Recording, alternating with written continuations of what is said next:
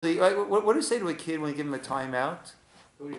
If you can't play nicely, if you can't treat the other children with respect, then you can't play with them.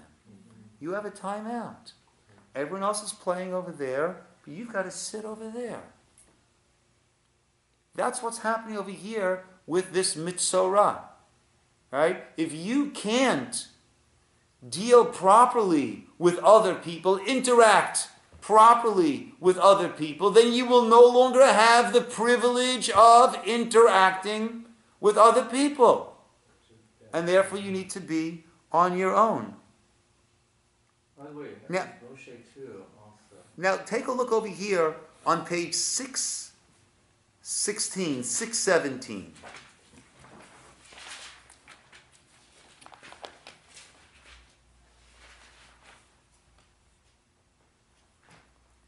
Verse 45. Shall you want to take that for us? And the person with tzara'at in whom there is the affliction,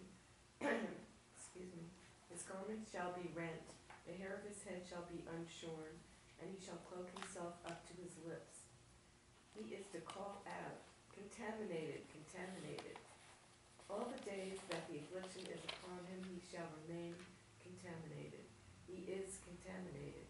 He shall dwell in isolation. His dwelling shall be outside the camp. Fascinating. His garments shall be rent. The hair of his head shall be unshorn, uncut. And he shall cloak himself up to his lips. Does this sound familiar? When somebody mourns. This is an avel. This is a person who is mourning. Right? The garments are rent. What is rent? Torn. His hair is uncut. And cloak himself up to his lips. Actually, the halacha is in Shulchan Aruch that a mourner, right, covers himself up to his lips. We don't do that. That's not our custom anymore. But this is exactly like an avel. Exactly like a mourner. Who is he mourning? Himself.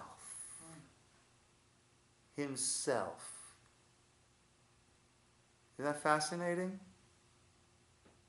And it's very Foreman related very interestingly that he had a conversation, I forget, maybe it was with a grandfather, with someone who was nearing the very end of his life.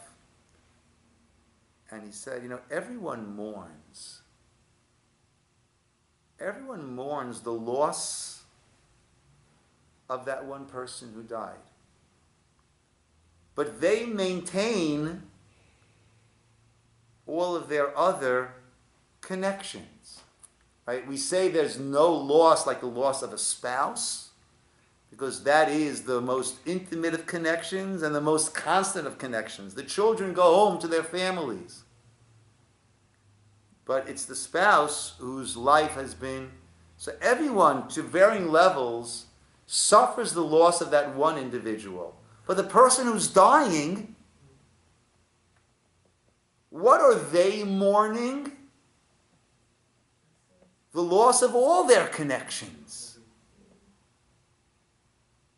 Granted, we say that they are, I will be ne'esaf el ami, I will be gathered to my people. And our belief and understanding is the soul then connects to all those who have left already, who are there to greet the person and escort the person over the Gesher Achaim, over the bridge of life. But in this worldly realm, that person is mourning the loss of all of their connections, all of their earthly, worldly connections. What happens to the mitzorah? The person with tzara'at, he is sent outside of the camp. He's experiencing avelut, mourning, not of a loss of connection, not of the loss, right? We believe the person goes to Olam Haba, the world to come. The person's in a better place. So what are we mourning? What are we mourning? our loss, our connection that we had with this person until this point, and that we now no longer have. We're mourning our loss. He is mourning his loss. This is, we mentioned before, we said before, that that impurity, tum'ah, is a brush with mortality. Whether it's actual, the death, the body, the mate, the deceased, the corpse, whether it is the period, whether it is the man completing his contribution, whether it is the loss and separation of childbirth, either the danger or even without the danger, the sense of separation of loss, right? If the mourning is a separation, a loss, so birth is also for the mother, to a certain degree, a sense of separation, of loss, of gain, but of loss. And tzara'at is a brush with mortality, a sense of losing, of cutting off. Larry, you want to say something before? Yeah, it makes me feel a little uncomfortable here. It sounds like all the sapachat, tzara'at, baheret are all punishments. Is there not a situation where the person just get that without Yes. being at fault of? Yes. And that's neither se'et, sapachat, or baheret. That is a bad case of psoriasis. And for that, all of this does not apply. For that, you go to a good doctor. In other words, the Torah is very, very specific. And you go to a Kohen who is proficient in this. And he will determine, oh, that's a rash. That's not tzara'at. We're not saying that every skin issue is these very specific types are tzara'at. But anything that doesn't fit exactly into these categories is not tzara'at. And for that you go to Rite Aid and you get yourself a good cream, might need prescription, right? And you take care of that. That is a different, and that's why I don't want to compare it to leprosy. Because leprosy is, well, this person has leprosy, people in this, it's not common here in the United States, but in certain parts of the world, lots of people have leprosy, right? That has nothing to do, this is a very, very specific manifestation, and very, very specific about the coloring, about what else is happening in terms of moisture, in terms of pus, in terms of hair, right? It is very, very, very, very specific. Otherwise, it's get some good cream, right? Neutrogena will take care of it. These sorts of things can never happen naturally without being Correct. The next thing we'll talk about is a garment getting tzara'at. Later, the next thing is a garment getting tzara'at, right? And that can only happen to a white garment. If it's a colored garment, it can't get tzara'at because it's probably just the dyes that are running, right? So when I do laundry, that's what happens. Everything gets discolored, right? Or a house getting it. Right? These are all supernatural events. The garments getting tzara'at, the house getting tzara'at. And the order would be first the house would get it. And if a person didn't mend their ways, then the garments would get it. And if a person didn't mend their ways, then the body would get it. This is not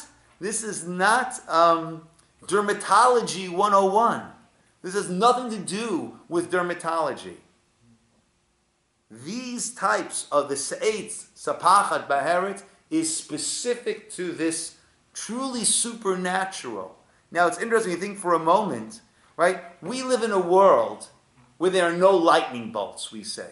Right? You do something wrong, there's no lightning bolt from heaven. Right? There was a time where there was a lightning bolt, but only for one thing. For Shabbat, there wasn't a lightning bolt. For Yom Kippur, there was not a lightning bolt. For Lashon Hara, for misappropriating our speech, our gift of speech, and using that to knock someone down, and someone often says, but it's true. And that's the definition of Lashon Hara. Lashon Hara is true derogatory speech. There is a different term for non-true derogatory speech. That's motzi shem ra. You are bringing out, you are creating this bad name. Right? Lashon Hara is true. The one transgression that we find the Torah presenting a lightning bolt reaction, so to speak, is Lashon Hara. Because that is what made us this nefesh chaya.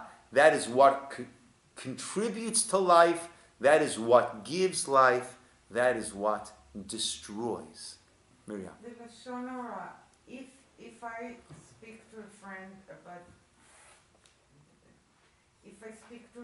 about somebody else out of the pain of my experience, is that Lashon Hara? Okay. So if I'm doing it lito'elet, What does it mean? for benefit, meaning it's important that you know what's going on with this person. It's important that you know what's being said about this person, because you are a person who cares about that person and who will help that person. Right?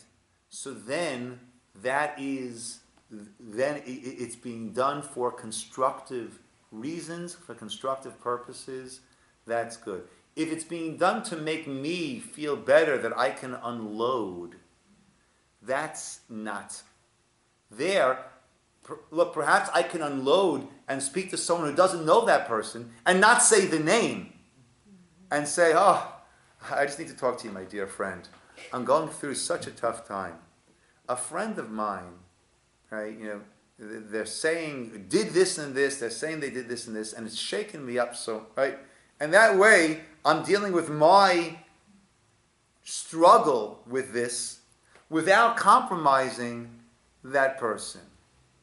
But if, I won't say the name, but, the person who lives next door to you, obviously that's, it's not, it's conveying derogatory information. And that could be done with words, saying the name without saying, it could be done without words. It could be done with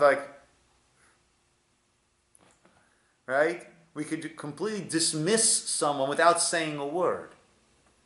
But it needs to be lito'elet. It needs to be for constructive purposes. You're about to go into a partnership with someone, right? And I know what this person has done in the past to previous partners. Then I need to pull you aside, right? I can only share that which I know firsthand, not that which I heard. And I can't exaggerate it. And you're not allowed to believe it at face value. But you're allowed to, and you actually should be concerned that it might be true. And is it your responsibility to tell? Lo ta'amod al dam re'echa. Don't stand on the blood of your neighbor, of your friend. Mm-hmm. If you see someone's about to get themselves involved in something that you have information about how harmful this has been for others in the past, you have an obligation to let them know. Yes, Linda. Are there still cases of tzara'at? I'm sorry? Are there still cases of tzara'at? No, there's never tzara'at. There might be skin diseases. Okay. There might be leprosy, but there is no tzara'at. Tzara'at was a very unique, as it hit the garments, as it hit the houses, it was a very, very unique thing. Yes, though. Was Moshe the first one you candidate? Could be. That's interesting. Right, there's just his arm, wasn't his whole body. Yeah. So we see that this impurity, right, is the ideas of this brush with mortality. It is the idea of having this potential that we have, right? and it is our speech which has the ability to bring out the best in us. Right? Unfortunately, can bring out the worst in us. Our words have the ability to destroy, and our words have the ability to build, to create. And as a nefesh chaya, the Unclus said, we are a nefesh mamalala. We need to recognize that responsibility and to use it in the way that it's meant to be used. Okay, my friends, we'll call it over here. What Yes, is the Nicole. name of that site with the Aleph, Aleph Beta